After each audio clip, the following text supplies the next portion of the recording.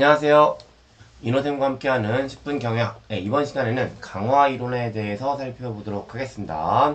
그럼 이제 이 강화 이론과 관련해서는 어떤 내용들을 보시게 될 거냐면 크게 두 가지 이야기 가지고 말씀을 드릴 텐데요. 첫 번째, 이 강화의 유형에는 어떠한 것들이 있는지를 살펴보실 거고, 이거 뭐하고도 관련되어 있는 내용이기는 하냐면 강화 전략과 관련된 이야기라고 보시면 되세요.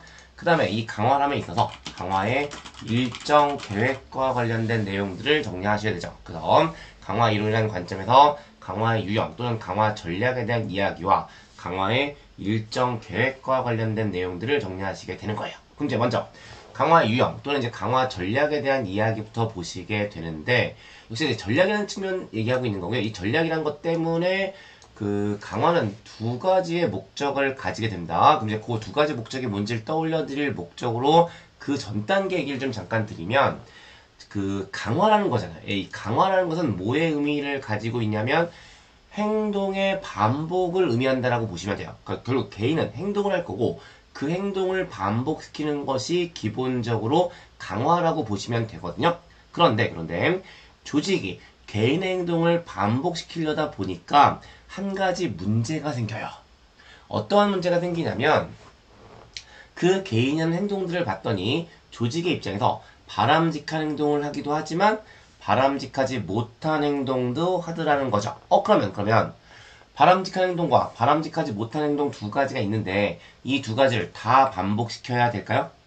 당연히 아니겠죠. 그러니까 기본적으로 어느 쪽만 반복시켜야 되냐면 바람직한 행동을 반복시켜야 되는 거예요. 그래서 강화의 목적은 바람직한 행동을 반복, 다시 이야기해서 바람직한 행동을 증가시키는 것을 목적으로 가지고 있는 겁니다. 근데 바람직한 행동을 증가시키는 거 좋아요. 좋은데 그럼 아까 또 한 가지 바람직하지 못한 행동이 있다고 말씀을 드렸고, 바람직하지 못한 행동은 그냥 내버려 둘까요? 아니겠죠. 당연히 그 바람직하지 못한 행동은 감소시켜야 되는 거예요. 그래서 강화의 목적은 크게 두 가지로 나누어지게 되고요. 그 두 가지가 바로 바람직한 행동을 증가시키는 것과 바람직하지 못한 행동을 감소시키는 목적 두 가지로 나누어지는 거고요. 이 두 가지의 목적을 달성하기 위해서 역시나 뭔가 해야 되는데 그 방법이 각각 두 가지씩 있다라고 보시면 되는 거예요.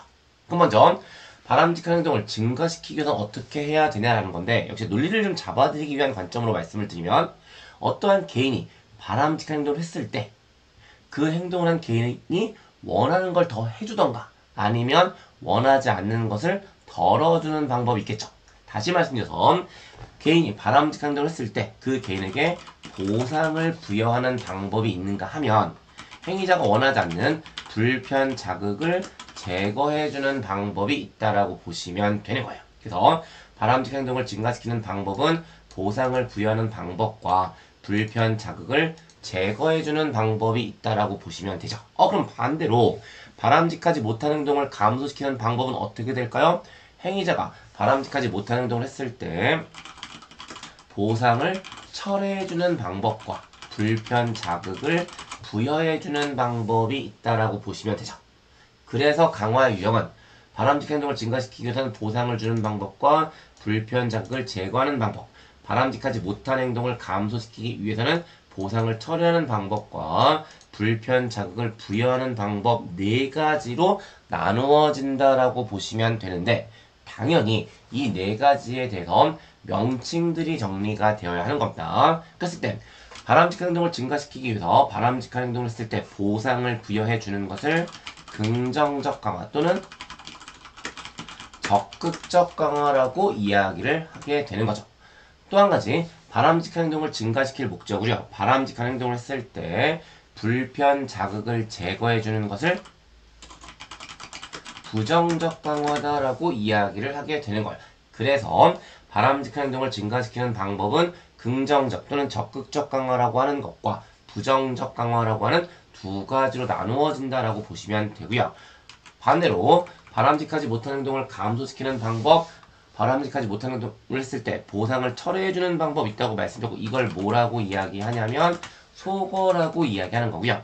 또 한 가지 바람직하지 못한 행동을 했을 때 불편 자극을 부여해 주는 것을 처벌 또는 벌이라고 이야기를 하게 되죠. 그래서 바람직하지 못한 행동을 감소시키는 방법은 소거와 벌이라고 하는 두 가지가 있다라고 보시면 되고요. 그렇게 말씀드리면 강화의 유형 또는 강화의 전략과 관련된 이야기들은 전부 다 정리하셨다라고 생각하시면 되세요. 그럼 이제 두 번째 이 주제가 남아있고 그 두 번째가 바로 강화의 일정 계획과 관련된 내용이 되는데 이 강화 일정 계획 크게 두 가지로 나누어진다라고 보시면 되세요. 물론 이제 여기서 그냥 강화라고 했을 때 기본적으로 물론 강화의 목적 앞에서 얘기한 것처럼 바람직한 행동을 증가시키는 것과 바람직하지 못한 행동을 감소시키는 두 가지가 있다고 말씀을 드리긴 했지만 사실은 이제 얘가 주죠. 얘가 주예요. 그래서 여기서 얘기하는 강화는 바람직한 행동을 증가시키는 방법에 대한 것들이라고 보시면 되고요. 그랬을 때 바람직한 행동을 증가시키기 위해서 바람직한 행동을 할 때마다 강화해주는 방법이 있는 거죠. 그리고 그걸 우리는 연속적 강화라고 이야기를 하게 돼요. 이에 반해서 바람직한 행동을 했을 때 할 때마다 해주는 것이 아니라 부분적으로 또는 불규칙적으로 강화 요인을 적용해주는 방법이 있고요. 그걸 우리는 단속적 강화라고 이야기를 하게 되는 겁니다. 그래서 강화의 일정 계획은 연속적 강화와 단속적 강화라고 이야기하는 두 가지로 나누어진다라고 보시면 되고요.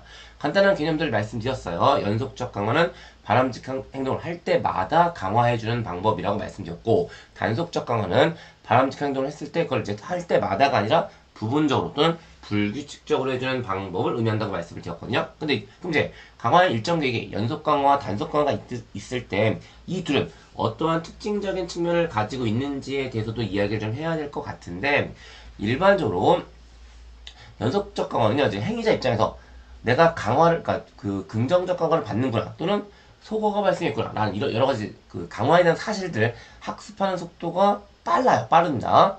하지만 단속적 강화는 그런 것들을 학습하는 속도가 좀 느린 특징들을 가지고 있거든요. 그래서 이제 어떠한 차이점을 가지고 있냐면 일반적으로 연속적 강화는 이제 조직의 입장에서 즉각적인 효과를 보고자 할 때 연속적 강화를 하게 되죠.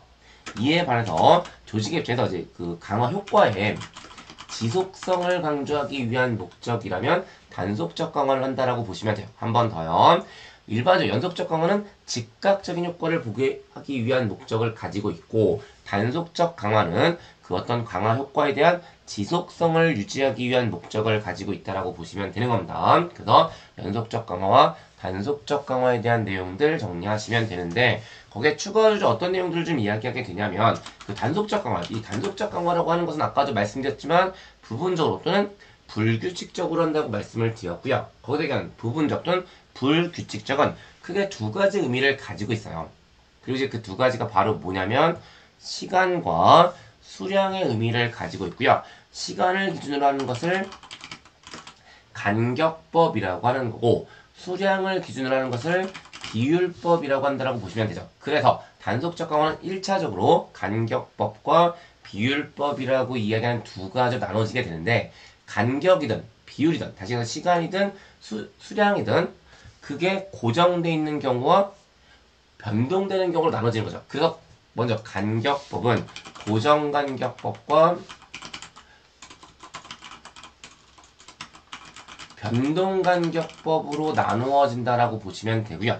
비율법도 마찬가지입니다. 이 비율법 역시 고정비율법과 변동비율법으로 나누어진다라고 보시면 되죠. 그래서 단속적 강화는 고정간격법, 변동간격법, 고정비율법, 변동비율법이라고 하는 네 가지로 나누어진다라고 보시면 돼요. 근데 역시나 그러다 보니까 이 네 가지가 각 방법들마다 효과가 차이가 있겠죠. 그래서 이제 어떠한 특징들을 가지고 있냐면 일반적으로 고정간격법이 효과가 가장 좋지 못하고요. 변동비율법이 효과가 가장 높다라고 보시면 되세요. 그리고 그렇게 정리해서 말씀드리면 단속적 강화의 방법으로서 고정간격법, 변동간격법, 고정비율법, 변동비율법에 대한 이야기들까지 전부 다 말씀드렸고 이 정도가 이제 강화 이론 중에서 정리하시는 가장 기본적인 내용으로서 강화 유형 또는 강화 전략과 관련된 이야기고요. 또 한 가지 강화의 일정 계획과 관련된 이야기들이라고 보시면 되는 겁니다. 그리고 이번 시간에 여기까지 말씀드리고 마무리 지을 거예요. 네, 수고하셨습니다.